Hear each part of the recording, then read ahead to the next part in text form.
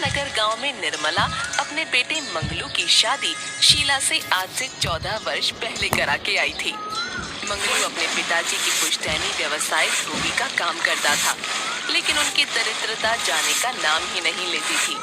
एक दिन उसका बेटा कन्नू स्कूल से आकर बोला, पिताजी, मैं कल से स्कूल नहीं जाऊंगा।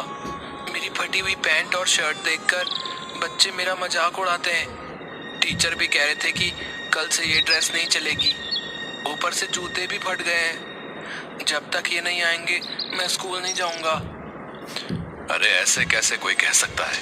स्कूल में हम पढ़ने जाते हैं, ना कि कपड़े दिखाने। कन्नू सच ही तो कह रहा है।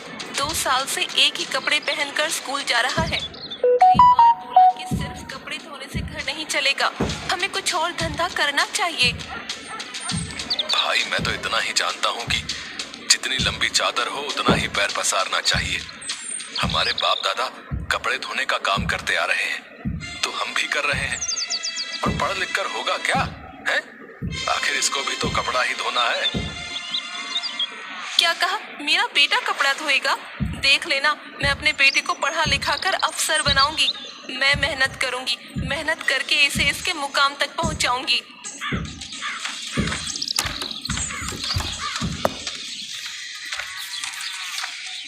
अब तक बेटे बहू की तू मैं देख रही निर्मला भी बहस के बीच में कूद पड़ी। अच्छा, तो अब तू काम करेगी? मेरे बेटे को नीचा दिखाने के लिए तू घर घर काम करने जाएगी? कान खोलकर सुन ले, मेरे जीते जी ऐसा हरगिज नहीं हो सकता। कन्नू की पढ़ाई को लेकर शीला और मंगलू में बात इतनी बढ़ जाती है कि मंगलू शीला पर हाथ तक उठा देता है। बस यही देखना रह गया था। अपने बच्चे के बारे में अगर अच्छा सोचने का यही सिला है तो मैं यहाँ नहीं रह सकती। चल कन्नू, यहाँ से चलते हैं। हाँ हाँ, जाओ जाओ। बड़ी आई कलेक्टर ने, बना लो इसे जिले का डीसी। जा रही है। दूसरे दिन शीला कन्नू को लेकर अपने मायके चली जाती है। वो अपने बेटे की पढ़ाई के लिए सब कर रही थी, लेकिन मायके में भी उसको सपोर्ट नहीं मिलता। वो अपने मायके यहाँ आ जाती है। पंडित जा रहे हैं। अरे सुमन, क्या बात है? बहुत परेशान लग रही हो। तबीयत तो ठीक है ना? प्रणाम पंडित जी।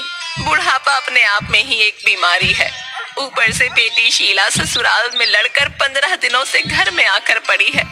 कितना समझाया, जाने का नाम ही नहीं लेती। बोलती है अब तो कुछ करके दिखाएगी, तभी ससुराल लौटेगी। तभी शीला घर से निकलकर बाहर आती है। प्रणाम पंडित जी। अरे शीला, प्रणाम तू यहाँ? ससुराल में सब कुशल मंगल तो है ना? कुछ मंगल नहीं है, सब लड़ाई झगड़ा हो अरे गया है। पंडित चाचा, कन्नू अब हाई स्कूल में चला गया है, लेकिन घर वाले चाहते हैं कि वो पिताजी की तरह धोबी के काम में हाथ बटाए। लेकिन मैं चाहती हूँ कि मेरा बेटा पढ़ लिख कर कोई बड़ा अधिकारी बने। वाह, तुम्हारी सोच तो बहुत ही नेक है। तो इसमें समस्या क्या है? पैसे का। समस्या पैसे की है। जैसे तैसे हमारा घर चल रहा है। ऊपर से कन्नू की पढ़ाई का बोझ हम नहीं उठा सकते, इसलिए मैंने काम करने का निश्चय किया है। उसके माँ भी बहुत ही अच्छा सोचा है। उनके पास हर तो व्यक्ति कुछ को काम करने का आत्मनिर्भर होना चाहिए। वैसे भी तुम्हारे खाने का जवाब नहीं। शहर में जाकर किसी अच्छे से रेस्टोरेंट में शेफ का काम पकड़ सकती हो। और प्रेसिडेंट का नहीं दुकान चाचा, खोलने वाली है। मुझे गांव से ही कुछ करके दिखाना है। कोई ऐसा काम जो मैं करूं और दूसरों को भी काम दे सकूं। ये तो और अच्छी बात है। तू पापड़ भी बहुत अच्छा बनाती है। भाई देखो, मैं तो कहूँगा कि पापड़ उद्योग ही क्यों नहीं खोल लेती। वो दूसरों के बारे में भी सोच गांव रही की है। कई महिलाएं जो बैठी रहती हैं, उन्हें भी काम मिल जाएगा।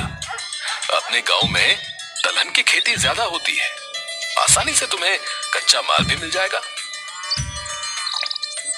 शीला को पंडित जी का सुझाव पसंद आ गया। वो इस काम को शुरू करने लग जाती है। उधर कन्नू नानी के घर में रहकर गलत लड़कों की संगत में पड़कर बदमाश हो जाता है। एक दिन, अरे कन्नू, बहुत दिन से देख रहा हूँ तुम यहीं पर हो। क्या हुआ भाई? बाबूजी ने घर से भगा दिया क्या? देख बिरजू, रास्ते से हट जा। सबको अपने जैसा ही समझ रखा है क्या? वो तो मेरे पढ़ने के लिए पैसे नहीं हो पा रहे थे, तो मम्मी बोली कि वो काम करके मुझे पढ़ाएगी। अच्छा ये बता, लोफर जैसा है, तुम्हारे देख सकते पिताजी हैं, कितने टेक दिनों से नहीं गिरा काम कर रहा रहे हैं भाई? मैंने तो बचपन से ही उन्हें नदी पर कपड़े जाकर धोते हुए देखा है। यानी करीब 15 सालों से तो कर ही रहे होंगे, है कि नहीं? अच्छा तो बता कि अभी तक तेरे पिताजी के पास कितना बैंक बैलेंस है भाई? खाने और अच्छे कपड़े पहनने के लिए पैसे नहीं है और बैंक बैलेंस की बात करके मेरा मजाक उड़ाते हो? नहीं नहीं, मैं मजाक नहीं उड़ा रहा यार। तुम्हें ये बताने की कोशिश कर रहा हूँ कि काम करने से कोई अमीर नहीं हो जाता।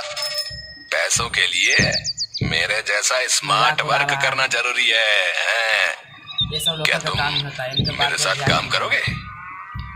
हाँ, लेकिन करना क्या होगा?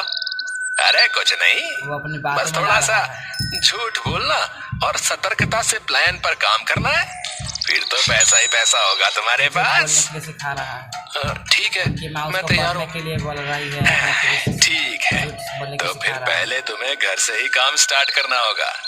तुम्हें 200 रुपए घर से चुरा कर लाने होंगे, समझे? कन्नू घर पर जाता है। घर पर चोरी जाकर करेगा, बहुत गलत रास्ता बता दिया है।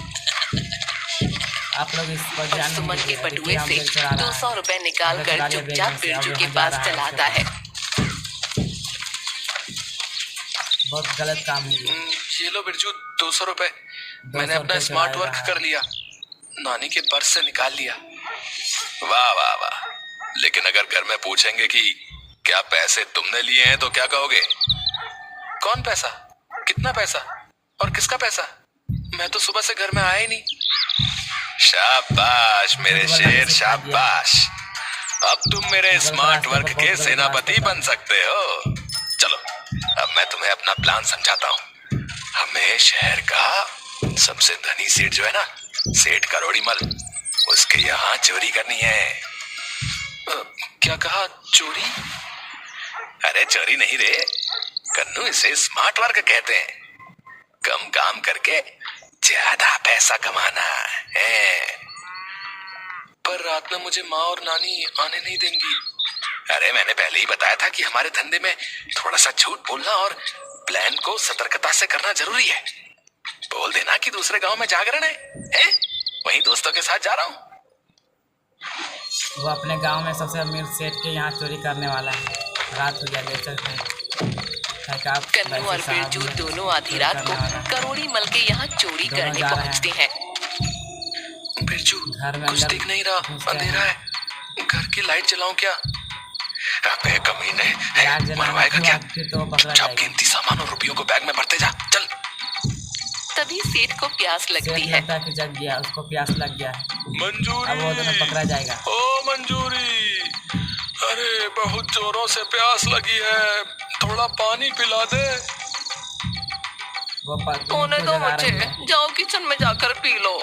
लेकिन उसकी पत्नी जग नहीं रही है। वो नींद में मेरी बहुत बाबू, गहरी नींद में। मेरा सोना, लाकर पिला देना। प्यासे को पानी पिलाना चाहिए। जो सेठ को कोई बहुत मुझे जोर से अभी प्यास पानी लगी। लाकर देगा उसे मैं 10 लाख का सोने का झुमका दूंगा। इतना सुनते ही कन्नू किचन की ओर जाने लगता है। अबे कन्नू, अबे उधर क्यों जा रहा बे? अबे किचन में कोई सोना थोड़ी रखता है। उधर चलो, उस रूम में तिजोरी है। आसानी से। अभी सुना नहीं? सेठ जी बोल रहे हैं कि अभी जो उनको पानी पिलाएगा वो पानी पिलाने वाले को 10 लाख रुपए के सोने का झुमका देंगे।